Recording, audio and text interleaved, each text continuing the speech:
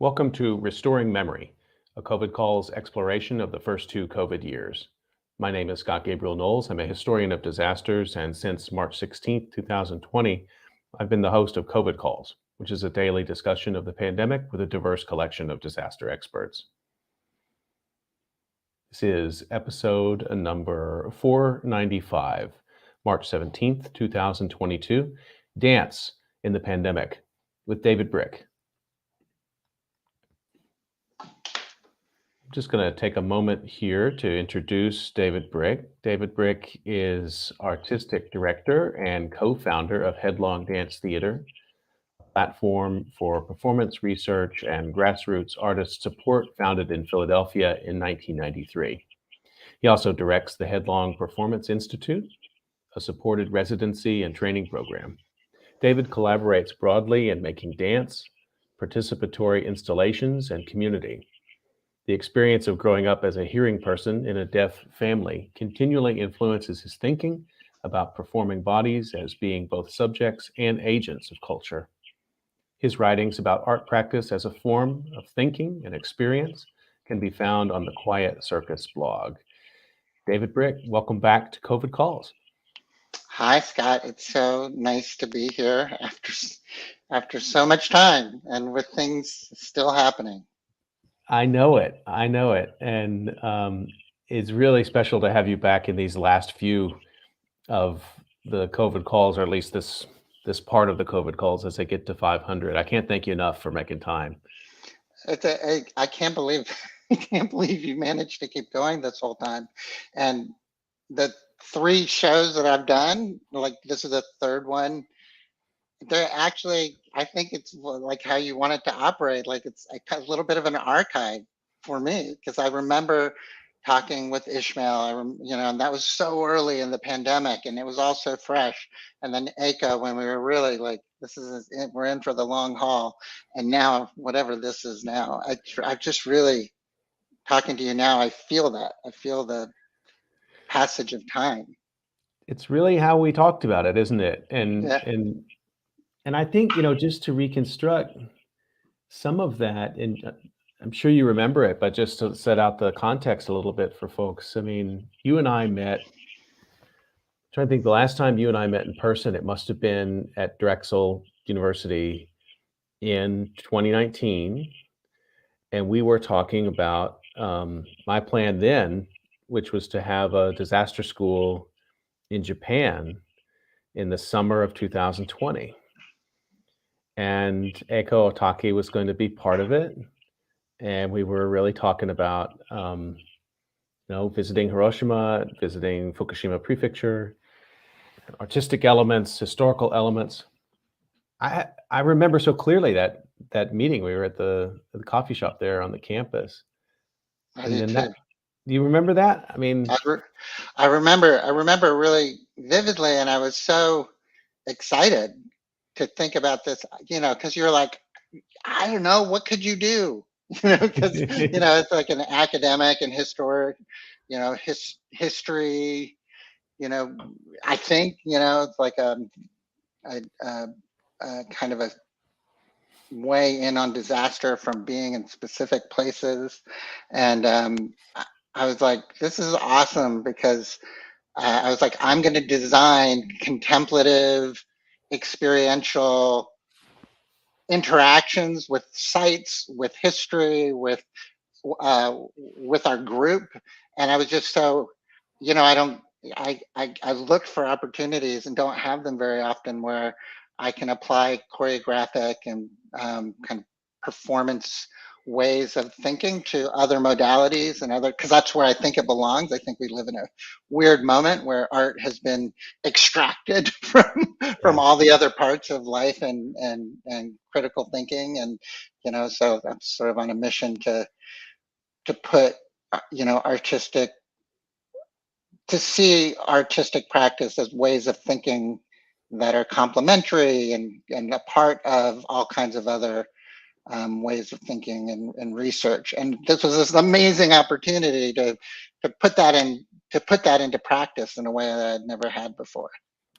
Well, I'm still enthusiastic about it, and but it's been, you know, the opportunity to have you on, this is the third time. It has in some ways, as you said, it's been a way to kind of have a bit of an archive of the calls and a passage of time in between. And I wouldn't change that. I'm happy for that. Yeah, But yeah. I've thought back and I was like, wow, but really would have loved to have been with you and a bunch of students and other scholars and everybody in Japan. So let's not lose that idea. Let's do that. Yep, I Okay. agree. So let me go back a little bit. And we did talk July 28th, 2020, you and myself and Ishmael Houston Jones. And I just want to set the stage a little bit. At that time, there were 148,298 deaths from COVID reported in the United States, which seemed like, to me, an impossible loss, just incomprehensible loss. You and when you were on with Ishmael, you did a talking dance, and I wonder if you could say a little bit. Maybe you kept in touch with him. Have you all talked about? I saw Ishmael last week. Ishmael Really? was in person in my house, and that was incredible. To feel like in the starting to see people in person. Many people who I haven't seen in person for a very, very long time. And Ishmael is one of those people. And Ishmael came and taught in person in had the Headlong Performance Institute, which there's this program I run. It's like a residency and training program that supports artists. He taught virtually last year, and this year he came to Philadelphia and taught. He'd just been in Chicago performing with Eiko Atake, and the two of them are performing in April in New York at the Skirball Center, NYU Skirball Center. But so we had tons to talk about, and it was just so meaningful to see him in person. Yeah, because we had Yeah. this like longing virtual dance, Right. Exactly. Yeah. on COVID calls where we yearned to see each other and in the flesh and in that dance, which was a choreographic improvisation talking dance. In that dance, my body flies to New York and peers in to the window of Ishmael's apartment and like kind of like waving plaintively at him. Yeah, I mean, it was really wonderful, but it was really harrowing too, because you were thinking that summer of 2020, and not only was the death total to me incomprehensible, but the distance, the inability to be physically close to people, except for whoever was in your pod, was really taking a toll on people. And I don't think, maybe I didn't understand up till then the toll it was taking on artists until I saw you and Ishmael together. And then you had to continue in that kind of seclusion. I wonder if you could reflect on that a little bit. I mean, as a person whose artistic practice has been really essentially, even if you're performing alone, you're still with people in community constantly, and then to have to drop out of that. Do you have a sense of what the toll of that was at this point? I don't know if I do, but I can definitely talk about it. I mean, I don't know if I have a sense of the true magnitude and ramifications of it. And I feel like my experience is super ordinary and super gentle compared to a lot of people's experience. But maybe that's just, that's how we think about hardship, because it's been a really hard time. I would say I've made a lot of personal discovery, and one of those, I've felt extremely isolated from other people. And I have I've had a very robust community of people, and I remember in the first year of the pandemic, there was lots of like shouts out from people like, I can't believe we haven't seen each other, had a meaningful conversation. But then like after the second year, it's sort of like I have lost contact with people who are dear to me, and it feels painful. And I also I'll just be really honest. It's been very hard for me to work, to to the kind of emergency. I run a small arts organization, and we really relied on earned income that all went away. We had studio rentals, and we had artists apartments that were short-term rentals, and so I became for the last 2.5 years, I've been like raising money to just hold on to our building, to not lay off any staff. I'm glad to say we haven't laid anybody off, and we have held on to our building, but it's been week to week, like literally like week to week, talking to my board members, being like, I think we're going to have to let the lease go next week, and then something comes through, and we're like, we got another month, and I'm kind of talking, I'm in my ADHD way, but the crisis of that being kind of navigated from like a desk and a computer has been extremely hard. And I feel like even though I'm like, we did raise the money and we did actually, you know, go through these onerous banks and forms and figure out how to apply for PPP funding. And thank you, U.S. government for that funding, and different kinds of things. Even though we made it through as a team, um, I always had the feeling that I was moving through mud. That I was like, I should Mm. be able to get this done so much quicker, and I should be able to um, just feeling constantly inadequate in a way that I don't often feel, and just feeling like I'm not working efficiently, I'm not working well. Everything is like climbing a mountain. And I, thankfully, I've talked to a lot of artists who are like, yes, we all feel the same way. And not just artists. People are just like, everything is hard right now. Every simple thing seems really hard. That's been reassuring to me to hear. For me specifically, I just feel like I'm wired for social interaction, like my writing work and my administrative work and my kind of the work of running a small arts organization, that my creative impulses to make and perform, they all flow when I'm interacting with people, Yeah. around their work, around my work, when I'm just the abstraction of just thinking about things and imagining things without the doing feels literally 10 times harder and 10 times slower. So the Headlong Performance Institute just started back up. Mhm. There's been 2 moments in the pandemic where I was with other people.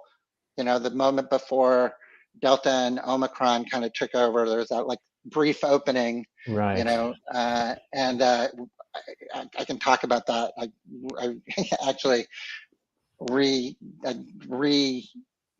redirected a, a, um, a performance that was related to another disaster, the 9/11, for the 20th anniversary. I did it 15 years ago with Pig Iron Theater Company. I made this project um, that took as its setting and its meditation the events of 9/11, and then we reprised it for the 20th anniversary of 9/11. And so in that moment where we were like, well, we're all vaccinated and we can get into a studio together. And it was just like the the dams had bursted, and we were, Yeah. like suddenly I can do so much. I can write grants, and I can think, and I can contact people, and everything was like moving just because I was like going into a studio and rehearsing with other human beings. Like everything like opened up inside of me as well as outside of me. And then again, HPI just started 3 weeks ago in Philadelphia, and we're in person with a regimen of vaccination and weekly testing. And so we're in the studio again, and suddenly everything's moving, like everything's like I'm in terms of just like me getting work done, being in touch with people, being able to think well, so Yeah. yeah, yeah. Well, thank you for sharing that, David. Let me ask a little bit more about that because, in the last couple weeks, I had the chance to I had Kurt Braunohler on. Kurt's a comedian, long, longtime friend of mine, and Mhm.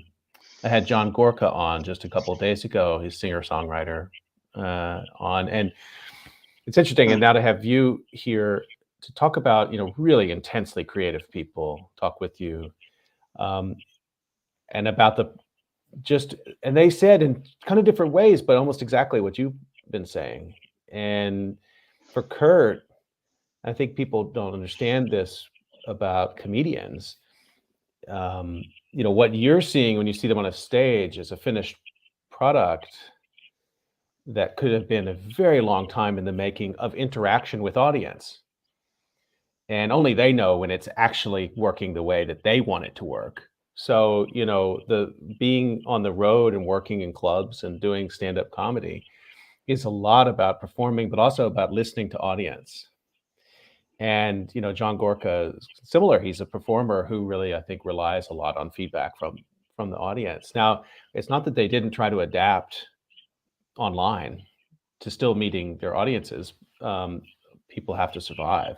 But I wanted to ask you about that in terms of dance, because so what did you miss? Is it the actual having to be in three-dimensional space and the sort of tactile experience of your body in relation to other bodies, which helps you express what you're trying to get across? Is it more just about being in the community of other creative people and having kinds of conversations that creative people, choreographers and dancers have?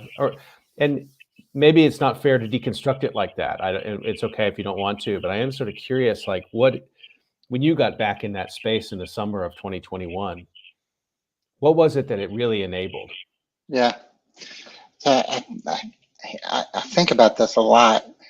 I'm like, what happened? It's so intangible and it's hard to point to, and I feel like we live in a Cartesian world where it's like it's hard to name anything as important. That's not something that you can analytically point to, and like be like, this causes this effect, right? But so much of the actual work I do is not in the Cartesian world. It really is, like the practice of learning to touch, to trust invisible processes, wiggly things like, sensation and intuition. I feel like there's an intelligence around these things that I get to practice, and the people I work with, we have different ways of talking about it, but those are some of my words for it. I feel so a couple things. I think that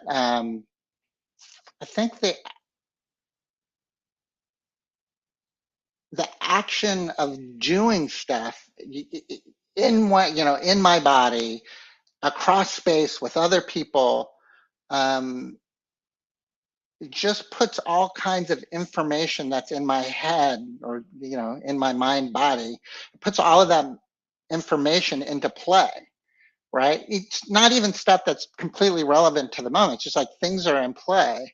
And so when it comes to like writing a grant, when it comes to like thinking about a friend who I should reach out to, like there's you can kind of imagine like, I don't know, like papers are all stuffed away in cabinets, and you have to think of like, where's that paper?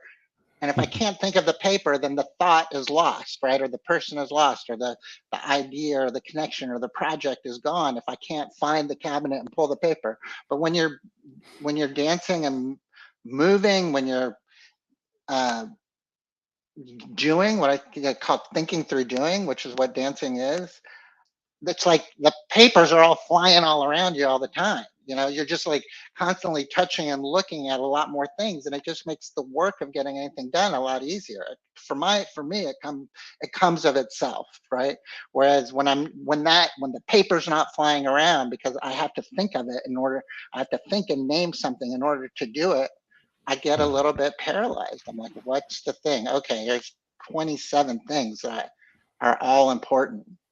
Which one is the one I'm going to concentrate on now? Because that is the most important. Is it the most important? And it's just a crawl to get to the place where you're actually doing anything. But when I come back from a day of rehearsing, like while I'm rehearsing, I'm like, oh, I should do that thing. And as soon as I get home, I'm like, I do that thing, or I'm on my lunch break. So things are in play in a way. And the other thing that I've been thinking a lot about that I feel like must be true, whether you're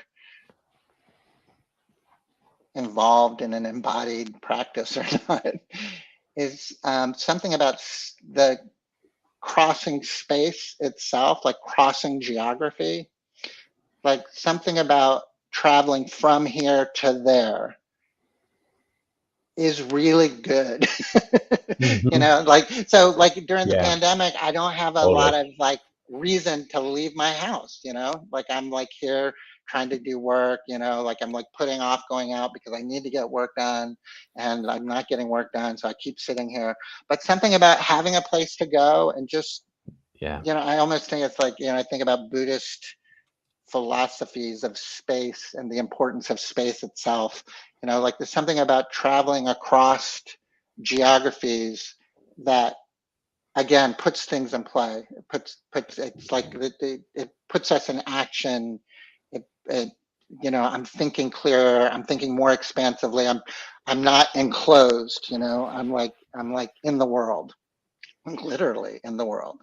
Absolutely. I mean, I think it's so relatable because, I mean, when I lived in Philadelphia, I walked from 7th and Fitzwater Street to Drexel University campus. It's about a 40-minute walk. Mm, It was the perfect increment of time to have a thought. Like that was just exactly the amount of time I needed to like work a thought, something that I might then write that day or teach, whatever it was. And then for years I was traveling from Princeton. It was in this train ride, a little bit longer than that. And there was walking on both sides. But I really missed that when we went into lockdown yeah. because I had become habituated to having a period of time in motion, fit my feet, but then in on a train in different kinds of spaces. And I guess I hadn't really thought about how much I missed that till you were just talking. And I'm not a dancer, I'm not a choreographer. I have a Yeah. very poor understanding of my own sort of body and space in the way that you do. But even at my level of it, it really mattered. The deprivation of that really mattered. I mean, the one silver lining in the pandemic is I've listened to a lot of podcasts, and I've listened to a lot of at least a couple really profound programs talking about our models of like Western models of the mind and how deeply flawed they are, and like um, I'm thinking of I can't think of the researcher. She's like a neuroscientist, but she was talking about like a like the model of the mind is like a computer. Like that's the kind of Western model. I'm being super reductive, but in fact, like having a thought, whether we're like sitting close to somebody else, whether we're sitting alone, whether there's the light is in our eyes, whether we're in a darkened space, like our thinking functions differently in all of those situations. Like Mm. we are very sensitive and responsive. And then of course I feel like so many creative people talk about like the walk as like, if you take my walk away, I can't think about anything Yeah, anymore. right.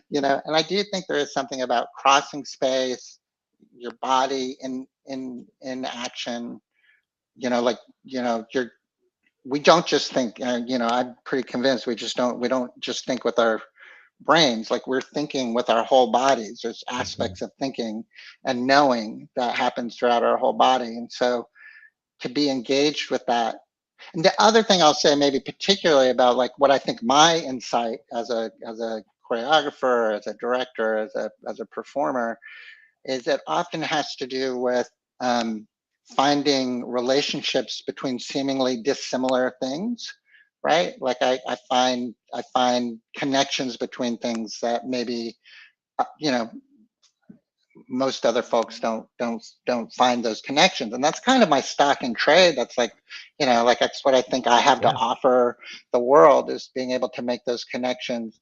um, and again, like if the papers aren't flying around, then Yeah. I'm not able to pull things together. I'm kind of stuck with the limits of my like kind of conscious Yeah. mind, which is I feels like very limiting.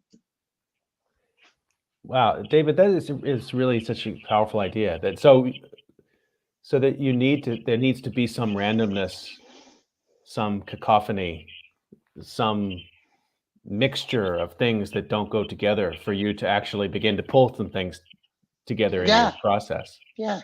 Well, think about if I say, That's I mean, amazing. for me, for sure, and I suspect for a lot of people, but like when I'm teaching, like like my favorite modality for teaching is what I call the walking dance. And Mhm. like you can just get people walking around. And then I say, notice your breath happening. It's nice because you don't have to try. It's just happening. So notice your breath. If it changes because you're noticing, let it change. Don't try to breathe any particular way, right? So I say things like this, like things that bring people's attention and then then I'm like, surprise yourself with changes of directions. Like, well, what does Mhm. that mean? Like, that's so frustrating. It's like a cone. And then so people like walk around and they try to surprise themselves with their changes of direction. And then we circle up, and I say, okay, so that was a laboratory, and let's share experiment, our observations from this, and anything that happened, and that was part of your experience, whether you think it relates to the purpose of the exercise or not. Let's just share it. And because we're just collecting information, right? It's not good, it's not bad. We don't have to agree with somebody else's experience, right?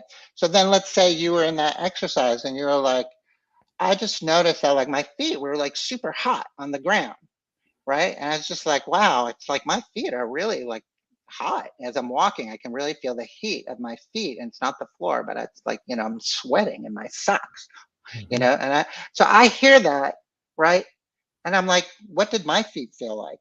Oh, and I didn't know. I Right. did not know what my feet felt like until I heard you talk about your feet. But when you talked about your feet, I was like, oh yeah, my feet are super dry. And actually, I thought the floor was very cold.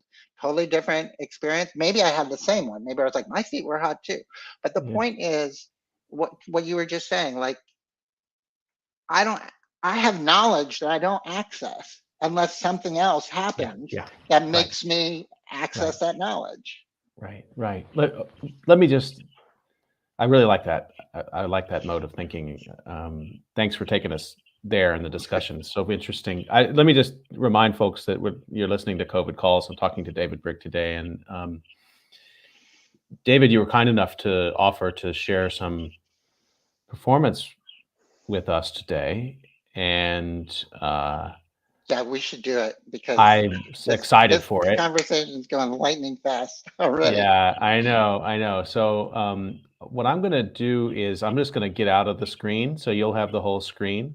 Can I And talk for a couple minutes before I launch yeah, into performance? Okay, yeah, because absolutely. I wanna share a little bit about where this performance is coming from. It's a performance I've never done before in any sense.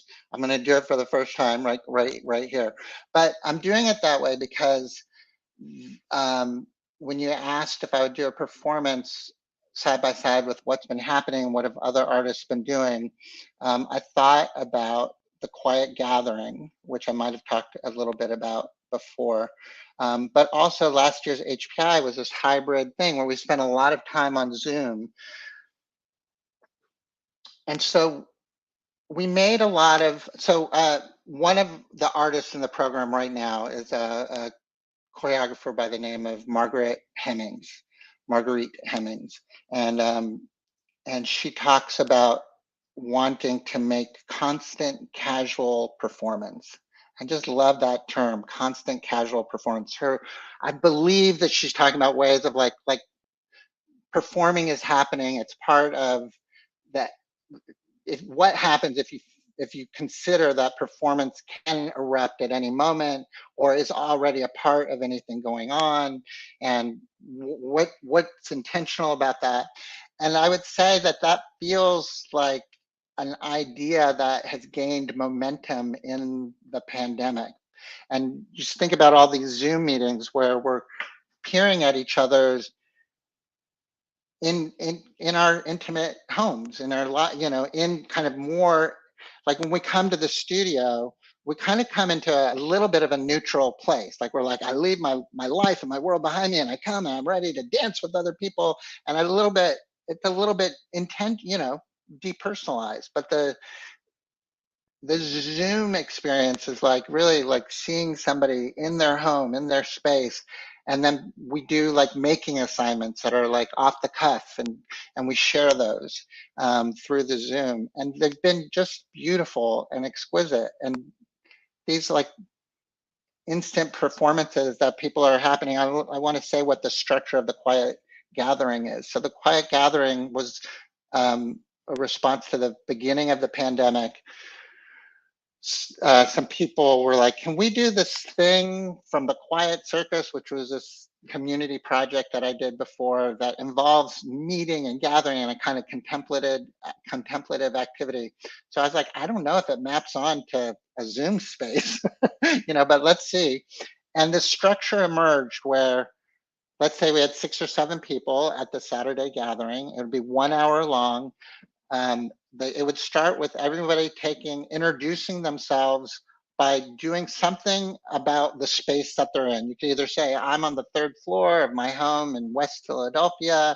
I'm looking out the window. I can see, water dripping from the trees. Or maybe somebody would be like, say nothing, but they just like move their camera around to see, you see their messy or clean, very personal space that they're in. So it was just very quick, like person, person, person, person, Mhm. person.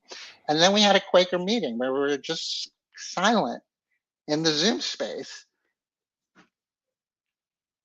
which is funny to just sit quietly and just like take a deep breath and don't necessarily talk unless you want to. And then if somebody feels moved to say something or share something, they share it. And then when there's like 10 minutes left in the meeting, or 15 minutes left, everyone takes 5 minutes to go and make something or get something ready to share for no more than a minute, right? That kind Yeah. of arose during that time of Mm. being with each other.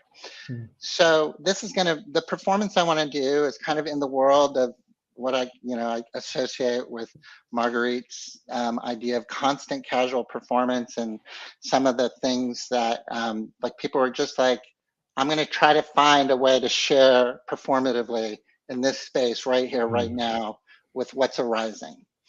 So yeah, that's Amazing. what I'm going to It's try to do. okay. Well, you have the square. You have the, what do we call it? I guess you have your floor and our screen. And when you're done, I'll come back.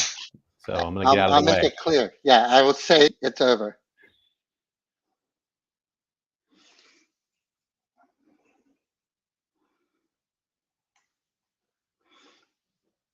I want to share a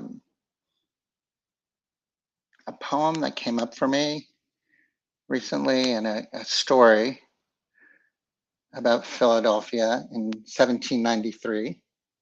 I'll start with the poem. This is a poem by Wallace Stevens. Uh, it's about winter coming, and a desolation. I feel like that's my feeling about it, a desolation of winter coming. And I just am really feeling that poem, even though I don't feel like winter's coming, but I feel like the carapace, the shell of me is about to crack open and fall out. And I'm going to be released from it.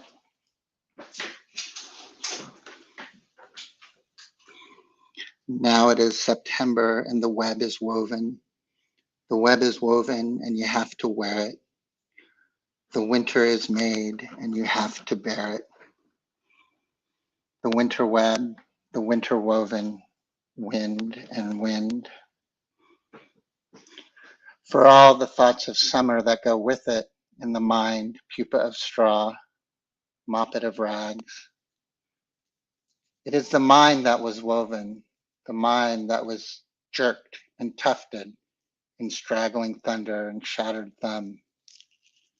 It is all that you are, the final dwarf of you, that is woven and waiting to be worn.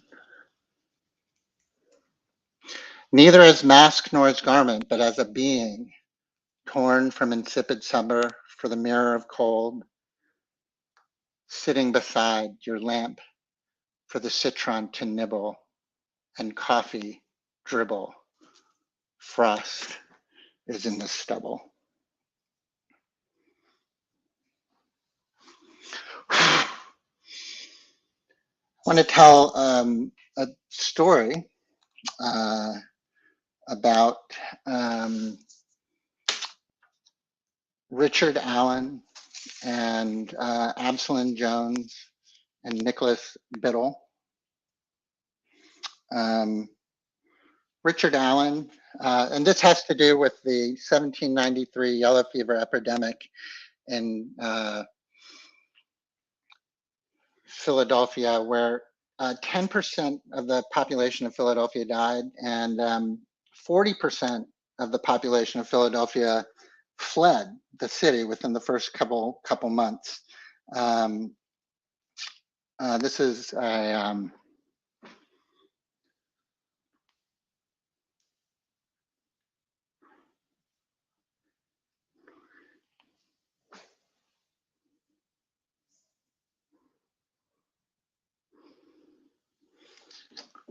it's a story about refuge, I think.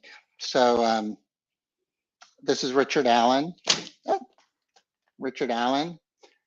And this is Absalom Jones. And they founded something called the Free African Society. And I'm also going to tell the story about Nicholas Biddle, who was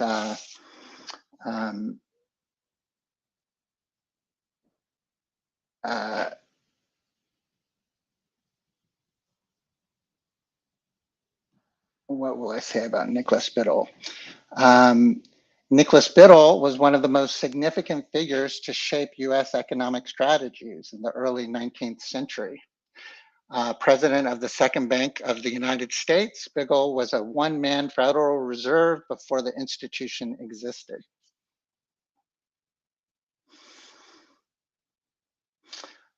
So when the pandemic, the yellow fever pandemic happened, a lot of people died, and Biddle lived through that experience with his family, and he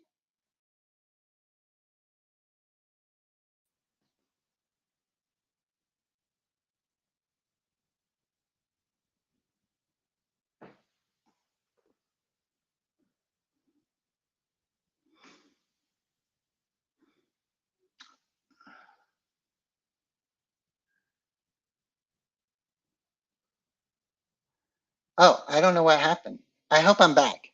I said I was off for a minute, but I hope I'm out. Am I back? You're back. Scott? You were off screen for just 8 seconds. Oh, okay, great. Well, I'm talking about Nicholas Biddle. When Nicholas Biddle, who, you know, he was one of the first economic thinkers around, you know, modern U.S. monetary policy. So he was rich, and he, in the after the yellow fever epidemic, he was like, I need to build a mansion way up the Delaware River so that my family is has refuge from this future pandemic. So he built this estate called Andalusia. as a kind of a refuge, and then he could just take the boat to come into town and not worry about getting sick. So I think about that kind of refuge of privilege, walking away. The Free African Society, they volunteered. There was this idea going around that Black people, because they had some resistance to malaria, that they would also have resistance to the yellow fever, which just wasn't true. But the Free African Society offered to be nurses for and take care of the dead and bury the dead because other people wouldn't touch them. Now, of course, they died in high numbers because of that. And then the last thing that I will share about that has to do with the aftermath. So these are just some things I'm thinking about. And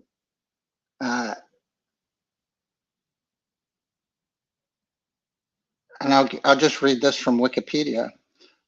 After all their work, Allen and Jones wrote a memoir about the events which they published the following year, a narrative of the proceedings of the Black people during the late awful calamity. They were trying to set the record straight and defend themselves against an accusatory pamphlet published by Matthew Carey after he had fled the city for much of September 1793. Matthew Carey accused Blacks of charging high prices for nursing, taking advantage of whites, and even of stealing from them during the epidemic. His pamphlet was entitled A Short Account of the Malignant Fever. Allen and Jones noted that it was whites who charged high rates for nursing during the crisis. So I couldn't help but think about the parallels to our own moment of information and misinformation, who's sacrificing and who's not.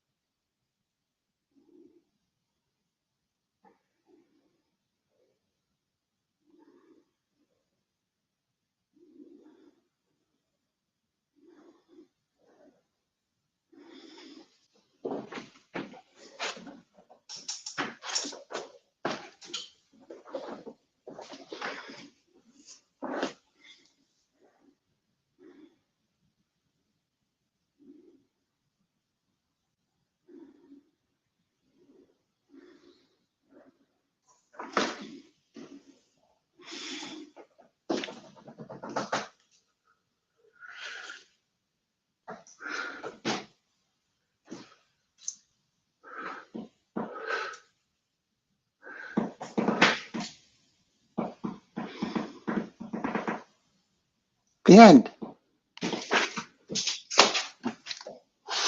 So that's yeah, that's like, these are the kinds of performances I've witnessed a lot of in the last 2 years, of people just pulling stuff off their desks, sharing stuff that they're thinking about, pulling in some aspects of, like, I want to do something with sign language and hands. I was like, oh, maybe this will turn into a hand dance. I don't know. Following intuition, it's an improvisation, right? Working with this camera I found a flower on my desk and I was just like, I'm just going to use it. It seemed to fit. Right. So then, as part of these performances, we have a conversation about what we saw, what came up. Right. Yeah. And then if we were to have this meeting again, I'd be like, well, maybe I'll actually go work on that a little bit and try to integrate something about the Free African Society with and Thomas Biddle's Refuge of Andalusia, with something about speaking, not speaking, these ideas of refuges of privilege, refuge of meditation, and personal refuge. And it's like holding these seemingly dissimilar things in a place, but just by sharing them with one another, they start to have weight. Something starts to be born. David, thank you so much for sharing that here. That's really great and special that you shared it here. And I want to. There's something about it too. Drawing back to some of our conversation from earlier. So I've seen a lot of dance. I've seen you perform many times. When I was a kid, the dance that we were exposed to was ballet.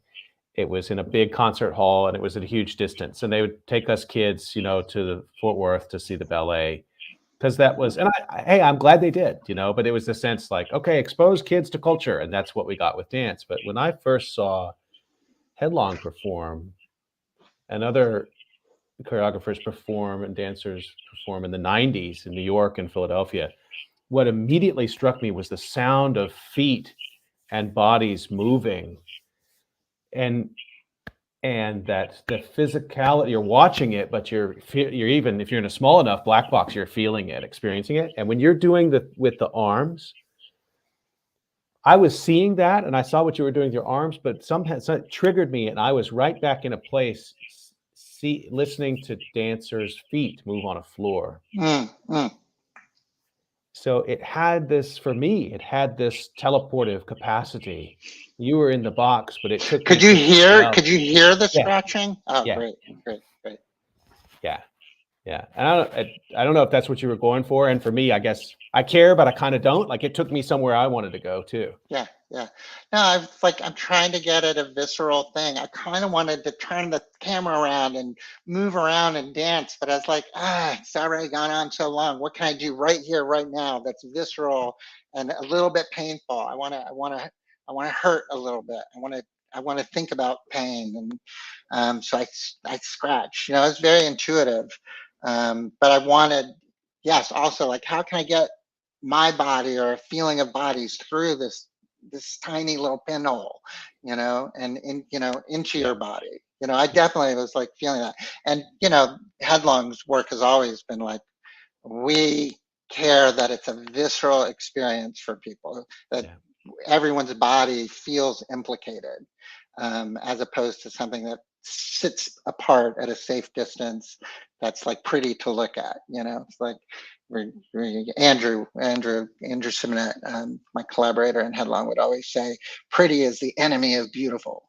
And so, kind of foregoing the virtuosic, wow, for the like something that actually people can maybe relate to. We always were like, we'd rather make work that people, one of our tags was dance you can do at home, something that felt like my body can do this. Like this is not meaning that just exists in some rarefied body, but this is meaning that I can play with myself. I can I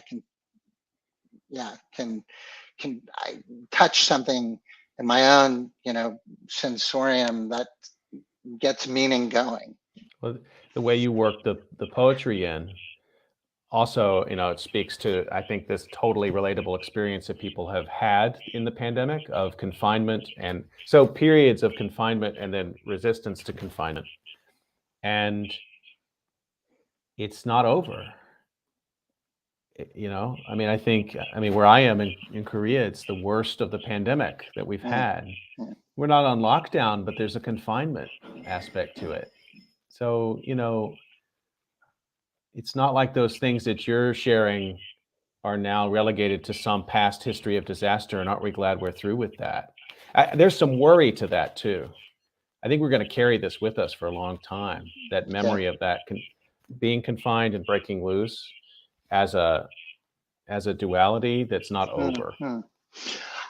I think I hadn't really thought about that. As soon as you said, I'm like, yeah, the like confined, breaking free, and then the sense that at any moment the door could close again, which didn't happen the first time around, but we all feel it right now. Yeah. By us all, I mean in the cohort that I'm working with. Like I feel like that's palpable. I'll also say that another thing that seems to be more front of mind or front of body around working in these times is that I'm the feeling that like things are hard, and maybe things were hard before the pandemic started. And like I've been really grateful for some of the amazing artists that I've been able to work with through the Headlong Performance Institute. They compelled to just talk very honestly and kind of set boundaries and be like, I'm exhausted. I think I can only do half a day today, and I have no good reason for it. And everyone being like, thank you for saying that. And that's all being like, yeah, things are hard. It's hard just to show up. And we're so grateful to show up. And now and you said something similar to me last time we talked. You're like, yeah, things are hard. And I was like, yes. And something about that feels meaningful to me, that people are acknowledging that. And it's not just the pandemic. It's like the pandemic has like maybe pushed some of us to a tipping point where like, yeah, we're living in a world that's has its steep cost, even when it's going the way it's supposed to go. We're about out of time. I just want to take a second here at the end to encourage people to find you and find Headlong Performance Institute. And you shared with me last time we talked that actually one of the talking performance you did with Ishmael was inspiring to some people who are like, okay, I'm in, and actually came and found you after that. Yeah, a couple of the artists in the program right now were like, that really spoke to them, and they got in touch, and they're in the cohort now. They're doing amazing, beautiful work. Yeah, if you want to find us, look for the Headlong Performance Institute. You can Google that. You can also Google headlong.org. Is Headlong the website? That's not the training program, but our company, our arts organization, is www.headlong.org. And some of my writing is in a blog that I kept for a project called The Quiet Circus. So you can look for thequietcircus.com. Okay, I hope everybody will find all of those things and get in touch. And for now, for us, this will have to do, but this is a hell of a lot better than nothing. Thank you so much for having me, Scott. This is meaningful in so many ways. Yeah, you've been so generous to COVID calls, David. I think we're going to look back on this as an important collaboration. I mean, I think the three moments would be really important, and I'll take that as a. If people are in New York, so in April, Eiko Atake, Google Eiko Atake and her performance at the Skirball Center in April with Ishmael Houston Jones. You want to see those two incandescent, incredible artists like in one place. I'll tweet that out on social media, and we'll try to promote that. And I can't wait to. I won't be able to be there, but I want to try to hear all about it because I think the world of the three of you, and of course, your generosity as an artist before the pandemic and through this is just like sort of legendary. So, David, thank you. Thank you, Scott. Thank you so much. We'll see you next time on COVID Calls, everybody. In fact, the next COVID Calls episode starts in just a few minutes, and I will be talking to my father. So please do join us for that.